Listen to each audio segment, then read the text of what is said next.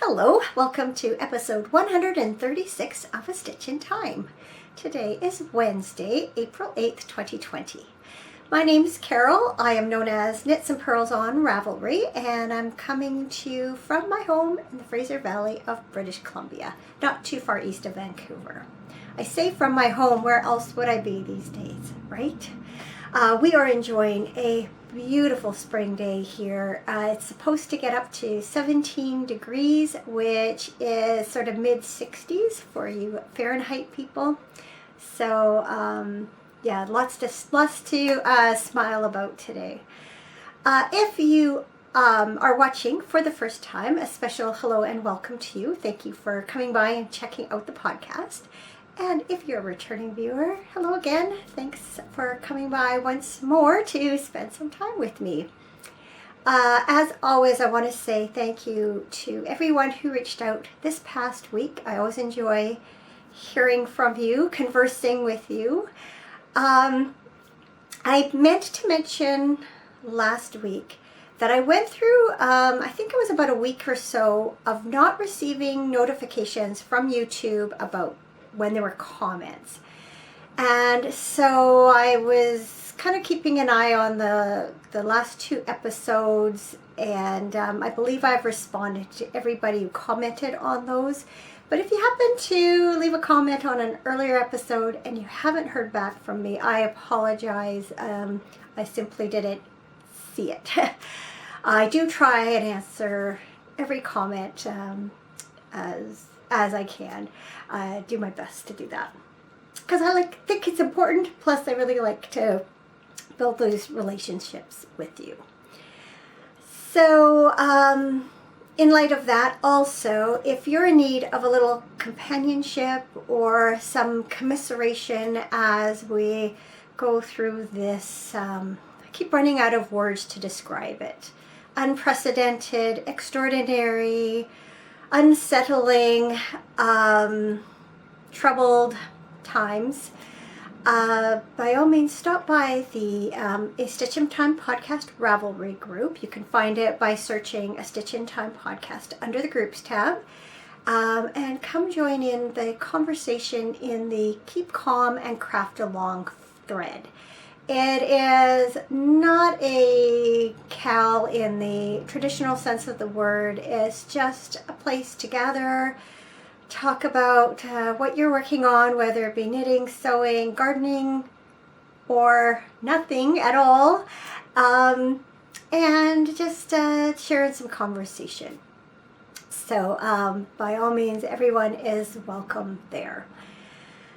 Pardon me. I would have had a finished project to share with you this week if things had gone differently. And instead, all I have to share is a tale of knitting woe.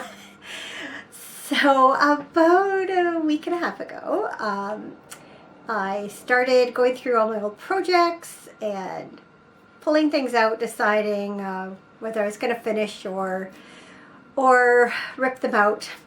And I came across a pair of socks that had been sitting in my knitting basket out in the living room for years. I had knit them back at a time when I used to sometimes use the magic knot to join yarns. I very rarely do that anymore. I've had several times when I've used it on superwash wool and the knot has come undone. And so while I will occasionally use it for something else, most often I'll just join in a new yarn and weave the ends in with the knitting. In any case, I had used a magic knot to join some new yarn in, just sort of in the middle of the gusset stitches on the sock. And when I wore them, the knot came apart and I had a hole in my sock. So I had plenty of yarn to knit a new foot. So I had tucked the socks away with this yarn in this basket and kind of forgotten about them until a couple weeks ago. So I was just sort of ambitious one night. I sat there and carefully picked back the yarn from where it had broken and took off the pretty well the whole foot of the sock, put it aside, joined in new yarn, and knit the sock, the foot of the sock again. And when I had looked at the socks, they seemed short to me. And at one time when I was sort of early on in knitting socks, I had a tendency to knit the feet a little bit too short before I joined in, or before I did the toe. So sure enough, these were going to be too small for me. So I thought I would pass them on either to my future daughter-in-law or to my one of my sisters. So I wanted to give them another wash, put them on blockers so that they were in a nice condition to give away. So I soaked them, squeezed all the water out, etc. And as I was pulling the first sock onto a sock blocker, a hole appeared in the leg. And this one was not caused by a knot giving way. It was caused by some little critter, probably a moth. I know moths and carpet beetles. I'm not sure what else will chew on the yarn. So it wasn't too bad. I thought, well, maybe I can mend that. So then I pulled the second sock onto the second sock blocker, and right up sort of where the cuff and the leg meet, another big hole opened up. And you know, I had tried the socks on before I washed them because I wanted to see if they were going to fit my feet or not. So I guess just the process of having them get wet just finished off whatever kind of deterioration was taking place. I was so mad, kind of disgusted, and thought, oh, all that time here I was feeling so good about not tossing them out in the first place, but taking the time to mend them, blah, blah, blah. And they've ended up in the garbage, yarn and all, because I'm not taking any chances on that. So, yeah, I went from hero to zero real fast there. Thankfully, I have some other more successful projects to talk about, share with you today. So let's get to those, shall we?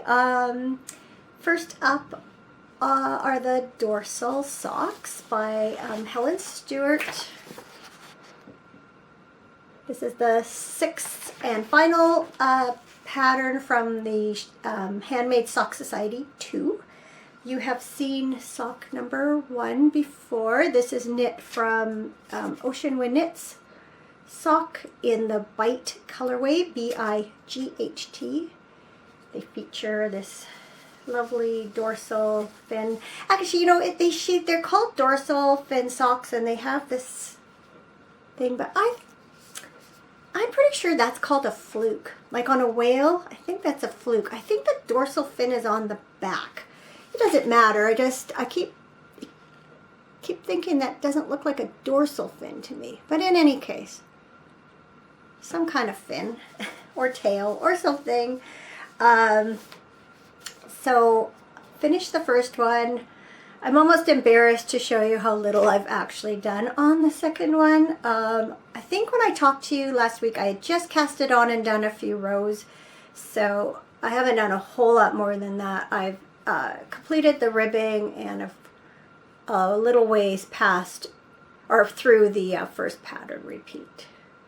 I just obviously did not spend much time on these this week.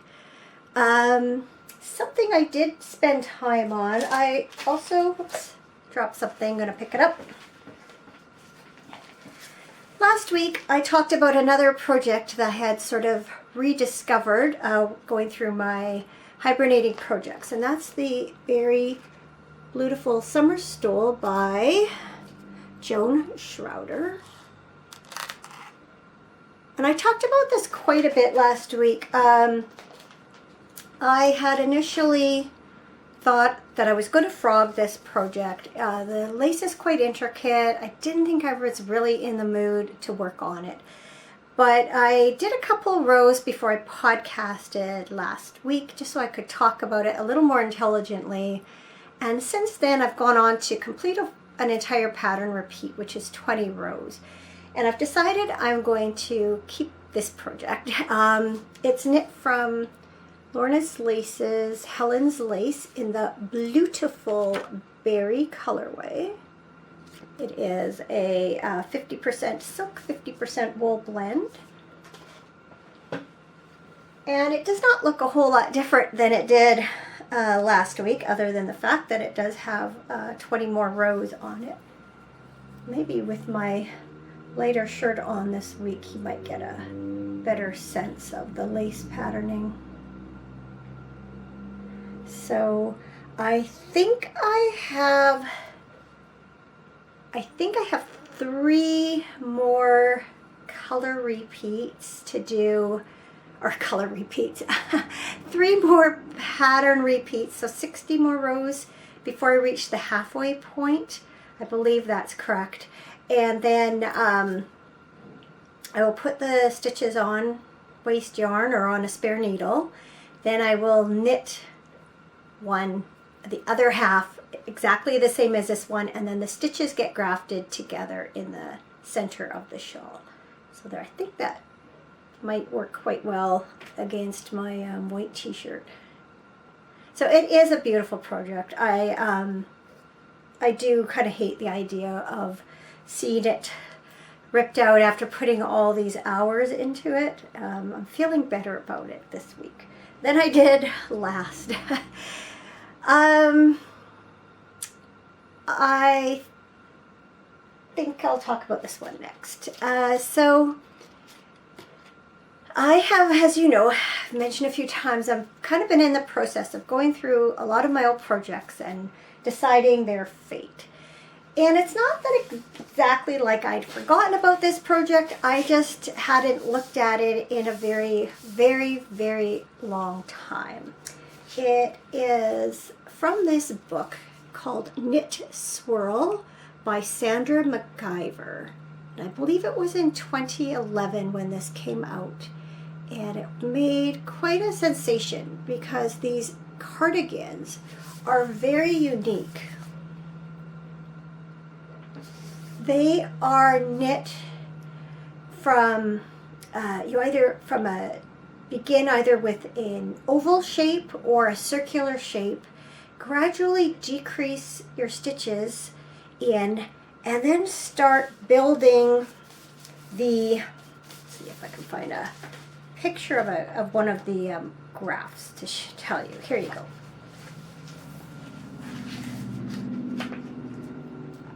So actually, I'm going to find like the one I'm doing.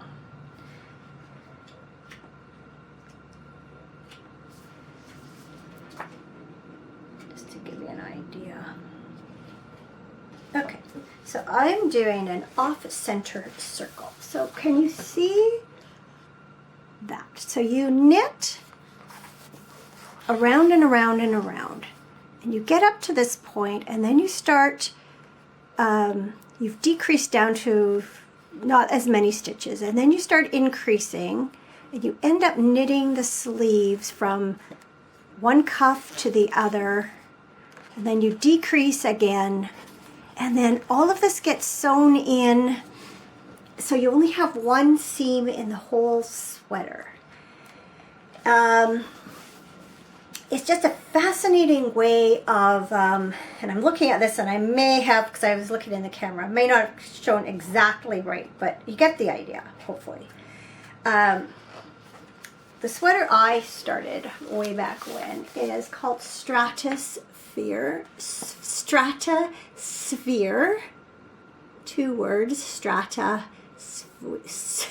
if I could only say it, Stratosphere. And I'll show you another. You can also wear it kind of upside down and wear it like that. So I am knitting mine out of Noro Silk Garden, as was used for this particular one. It's in color, wrote it down here, 337. And it looks like this. So at this point, kind of looks like a dog's breakfast. I'm not sure which side's the right side and which side's the wrong side. You end up, part of it, I think the collar part, the right side on one side becomes the wrong side on the other part anyway, if that makes any sense. So you can see this Noro is predominantly like a turquoise color and has stripes of blue and kind of a mossy green and a pale pink. So I have, this is where I've cast on. So I have done the knit all the way around. Then I'm going to flip it this way. So this would be the bottom back. So I have decreased up to this point. Then I started increasing. And now I am working on that on the sleeve. So this is the one cuff that will go here. This is at the back. It'll come all the way up over my shoulders and then carry on down my other arm here. And then when you finish the sleeve part, then I believe you attach it to this part that becomes the collar, so it will sit. This would be the back, so the collar would sit there. There's your sleeves. Oops. There's your sleeves coming off. I'm not exactly sure how it all goes together, but kind of that's the gist of it. So you can see it's super interesting construction. I'll show you a few more of these swirls just so you get an idea.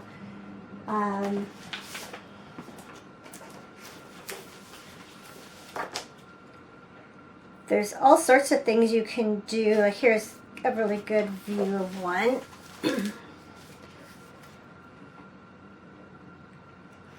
There's one in here that is quite lightweight yarn, like a mohair or something, alternated with a little bit heavier yarn, so it has those sheer stripes.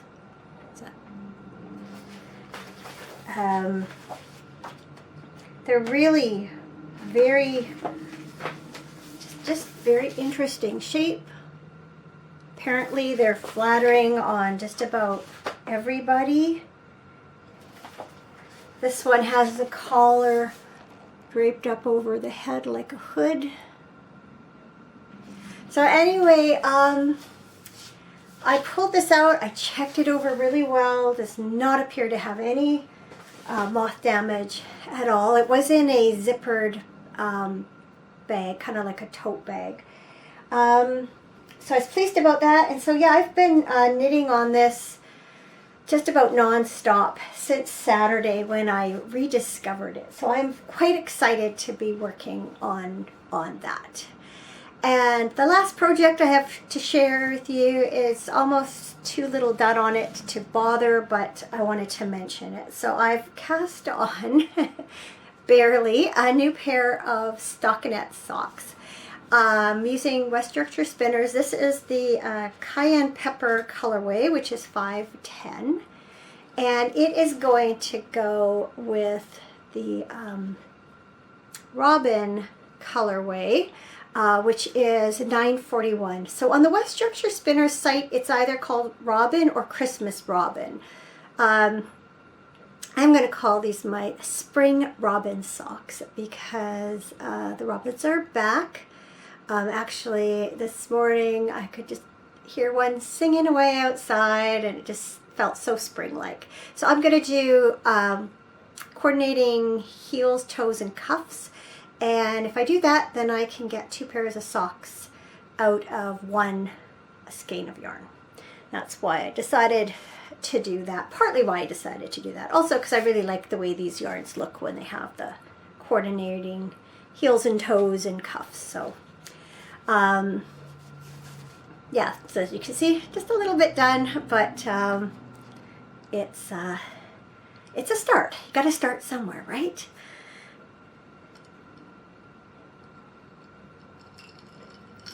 So, before I talk, well, no, as I talk about my week, first thing I'm going to mention is just a really lovely, unexpected surprise arrived at my door yesterday. So, I was actually, well, these days, you know, nobody comes to your door. And we're all at home, and so even though I get up about the same time as normal, I tend to stay in my pajamas a little longer. And yesterday was like mid to late morning. I'm in my pajamas. I hadn't had a shower yet. I think I was making some breakfast or something, and the doorbell rang, and it startled me because I don't know the last time I heard the doorbell ring. And then my thought is, who in the world is that? And what are they doing here? People aren't supposed to be coming to your house. And so I grabbed my robe and went downstairs. I couldn't see anyone outside the door, so I opened it up, and there was a big yellow envelope sticking out of my mailbox. So it was just the mail guy who had rung my doorbell. Anyway, inside was a lovely card and some gifts from one of my knitter friends. You know who you are. So a lovely card, butterflies. Actually, you don't know this, but when I see butterflies, I think of my dad because of an experience I had shortly after he passed away. So that just occurred to me. I hadn't thought of it at the time, but this is actually means even more, seeing that. And inside was some lovely yogi tea, which I've never tried before, so I'm anxious to dive into that. There's one called Mango Ginger. I love mango anything, so I'm really excited about that one. Some other really good flavors, tangerine, just very nice. This really cool, sparkly, I love sparkles, yarn ball keychain. And then this really cool print by, his name is Eric Johnson. And if you're familiar with like the storybook, like Phoebe's Sweater or Freddie's Blanket, Phoebe's Birthday, or Green Gables Knits, that is Joanna Johnson. And then her husband Eric does the illustrations for that. So this is going to match my craft room perfectly. I'm going to get a white frame for it to match my other prints I have up on the wall. And this color here is almost the same as what my walls are. You can see like just there how well it matches my green. So thank you once again. You know who you are. You have no idea how much your thoughtfulness means to me, especially these days when life's a little crazy and not always happy. So this week, another week inside. I haven't been anywhere at all.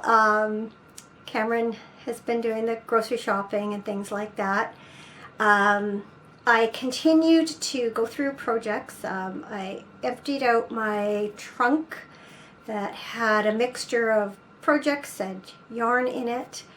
I think I just have a couple more things that need to actually be frogged.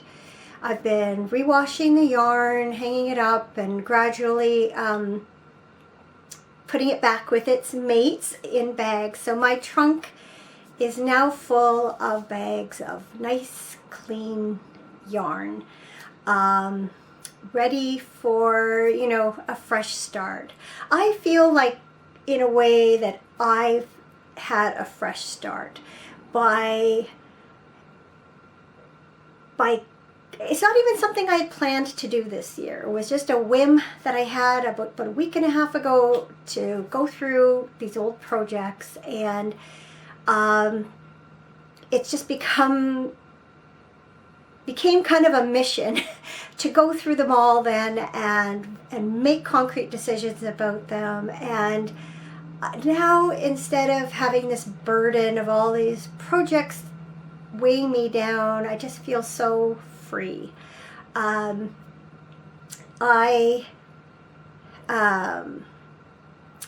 Yesterday, I went through my 20 in 20 list that I had put together at the beginning of this year, 20 projects or skeins of yarn that I had wanted to knit up this year. And I went through and revised that. Took a few things off and included some old projects that I've decided I want to finish. So if you're interested in that, yesterday I filmed a special episode about that, put it all together this morning. So I'm going to upload that later on this week. So keep your eye out for a special episode if you're interested in that sort of thing. But it definitely just, even though I still have more works in progress than some people are comfortable with, for me, it's a workable number, and it doesn't, it's just not weighing me down in the same way.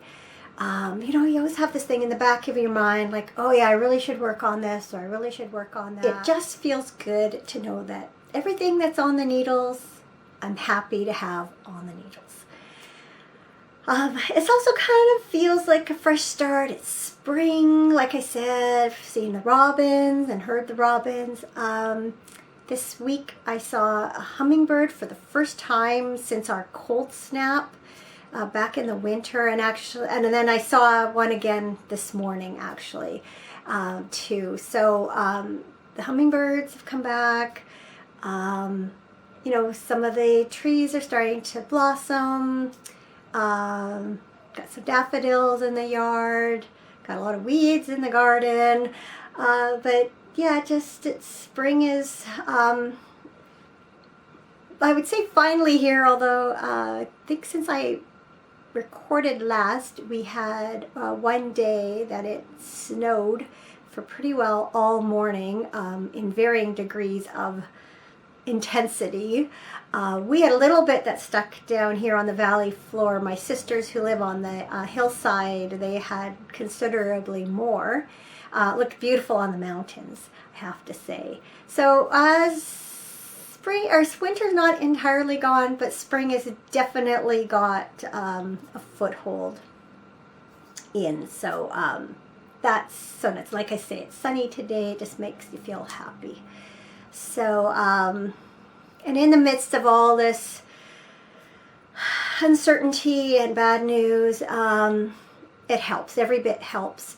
It is encouraging. Our numbers here in British Columbia are starting to stabilize. We're starting to bend the curve, as our chief health officer puts it.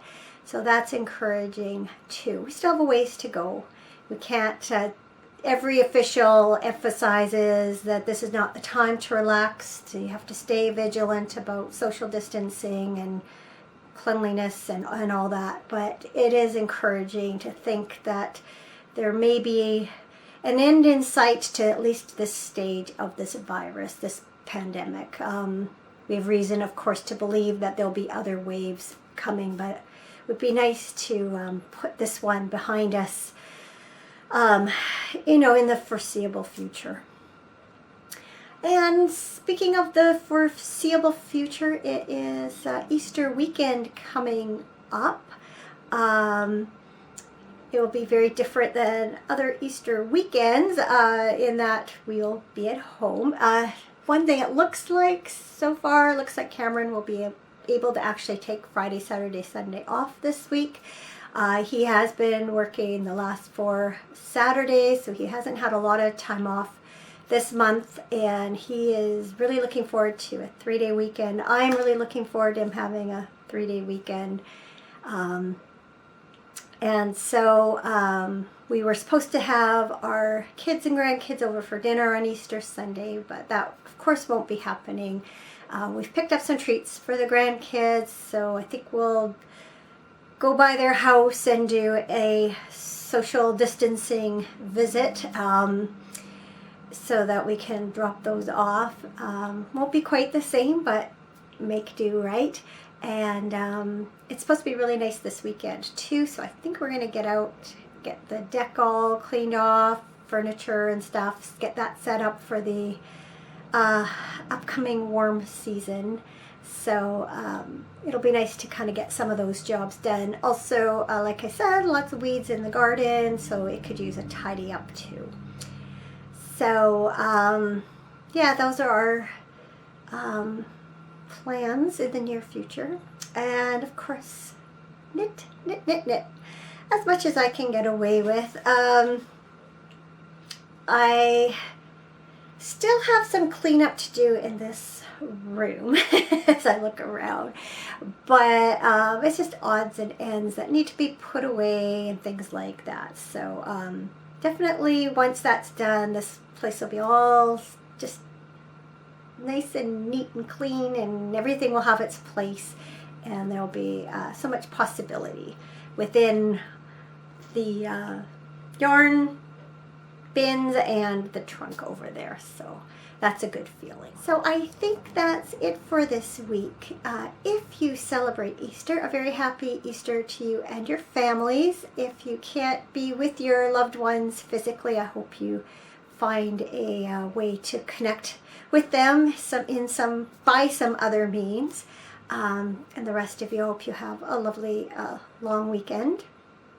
If you're still working outside the home, I hope you're able to take some time off for yourself and do something that you enjoy. As I mentioned, I will be putting out a special episode in a few days, so keep your eye out for that.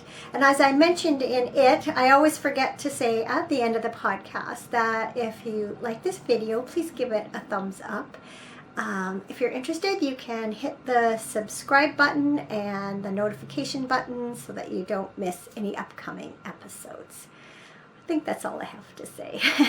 So take care, have a great week ahead, continue to stay safe and healthy, and I will see you again very soon. Bye for now.